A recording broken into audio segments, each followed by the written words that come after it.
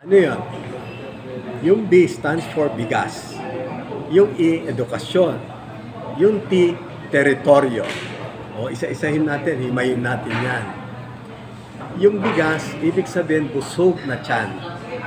Ang daming nakatiwangwang ngayon na military reservation. Pag tayo sabi pinalad na maging senador, ipupush natin yung batas na gagamit ng mga nakatiwangwang na military reservation natin para taniman. No? Kasi pwede kang pwede mong taniman yan ng high value crops or tayuan ng poultry, piggery o kaya gawing rancho. And then, dahil wala naman ng rebelde, turuan natin yung mga men in uniform, magtayo tayo sa bawat kampo niyan ng community support centers para mahikayat natin yung mga kababayan natin na magtanim din. Kasi itong problema natin, hindi lang problema ng gobyerno, kundi dapat magbayanihan tayo na tulungan ng gobyerno natin. Punta naman tayo sa edukasyon, no? O alam natin, ang daming scholar ng mayor, scholar ni governor, scholar ng congressman. Eh bakit hindi na natin gawin na scholar lahat ng panganay sa pamilya? No? Kasi galing ako ng kauswagan, no? Noong August 29, sabi ni Commander Bravo, Brad, diba, mambabatas na siya, member ng parliament. Brad, kasama rin ba ako dyan? Sila, 4 yung asawa. Walang madidiscriminate. Huwag ka na maghanap pa ng panlimo mo na panganay kasi Kristiyano ka na niyan. Papunta naman tayo sa teritoryo. Yun yung kanina. Totoo yan. Mula pa nung junior officer ako hanggang nag-colonel ako, pinoprotektahan ko na yung West Philippine Sea. Marami rin ako enkwentro dyan yung araw pa. Umalis ako dyan, inubos ko lahat ng rebelde sa Southern Palawan. Naging operations officer ako ng Westport, naging intelligence officer ako ng Westport, Western Command. Nangangalaga, nagpoprotekta ng West Philippine Sea. Alam nyo, yung problema sa West Philippine Sea na yan, it was not done overnight. No? Pansinin natin, lahat ng administration, in their desire ba to get concessions from China, probably, na pumasok sila sa maraming mga mga negosasyon, mga trade-offs later on na it failed, di ba? Sa akin, ang aking pananaw dyan, dapat tayo talaga marunong tayong tumindig sa sarili natin. Kasi yung Pilipinas, ang location natin is strategically located tayo na pinag-aagawan tayo ng mga superpowers. No? Whoever has ties with the Philippines can probably control Asia Pacific. So ano yung sinasabi ko na dapat marunong tayong tumindi.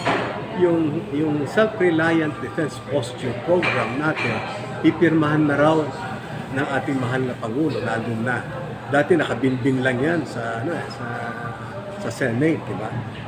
Yung SRDP, yun na magbibigay sa atin ng direksyon na pwede tayo naman gumawa ng sarili nating barko.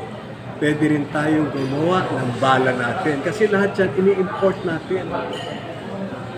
Kung ipakita lang natin na kaya natin tumindig ng sarili natin, hindi tayo dependent sa kahit sinong superpower, mas marami tayong makukuha concession sa kanila. Ngayon, binubuli ka na isang superpower. Wala kang choice ba, kundi maghanap ka ng isang superpower na sasandalan mo. Yun ang sitwasyon natin ngayon. But when push comes to shove, just in case ba, pumunta dun na gegerahin tayo, dapat din malakas yung ating reserve force. We should have a robust reserve force. Saan nanggagaling yan? Di ba nung araw may ROTC tayo? So dapat i-revive natin yung mandatory ROTC. Kasi dyan manggagaling yung core ng reserve force mo. may history naman tayo. Marami tayong mga bayani noon na, di ba, nag-attempt maraming foreign countries na pumunta dito, sinakop tayo, pero natalo ba tayo? Di ba, meron tayong history na kahit nakakayanan natin kahit sinong superpower. So yan lang, yung dapat, una, marunong tayong tumindig sa sarili natin, and then, i-revive natin yung mandatory na ROTC. But for the meantime, dahil wala naman tayo, ang labanan dyan preponderance of forces. Yung barko natin, isa, dalawa o tatlo, sa kanila, daan-daan. So kaya ba natin lumaban?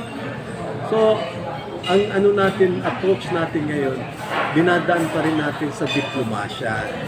At transparency, kita nyo, mula nung we were transparent ba in showing to the world kung ano yung ginagawa sa atin na pambubuli nila. Ang dami nag-gravitate, ang daming mga bansa na nagsisimpatya sa atin ngayon. So, sa akin, no, ang mga kasundaluhan natin, matatapang. Ito yung panahon ba na sana we need more heroes from the brave men and women, no? Sa atin, kasi dapat hikayatin natin yung mga matatapang natin na mga kababaihan, kalalakihan, no, to put the country above themselves. Kasi sa ngayon, makita mo, di ba, parang unti-unti na nawawala na. Yung patriotism, parang hindi na bokabularyo nila. Much more yung heroism, di ba? So yun ang panawagan ko na dapat ngayon tayo na ganito yung sitwasyon natin na lahat lumabas yung mga bayani ba sa atin. Kasi we are all heroes in our own little rights. Ang dami natin dapat nakalaban, di ba? Di ba dapat nagkakaisa tayo labanan yung corruption na yan? Nagkakaisa tayo na labanan yung kahirapan. Nagkakaisa tayo dyan sa pagprotekta ng West Philippine Sea. Pero tingnan mo ngayon, di ba? Nagsasaw sila ng disunity. Sino yung nagpapakala? Nag-aaway-away lahat tayo, mga politiko, nag-aaway-away. Ang natutuwa niya, yun ang bubuli sa atin. Sir, malaki yung chance, the possibility of winning sa kandidatura mo ngayon.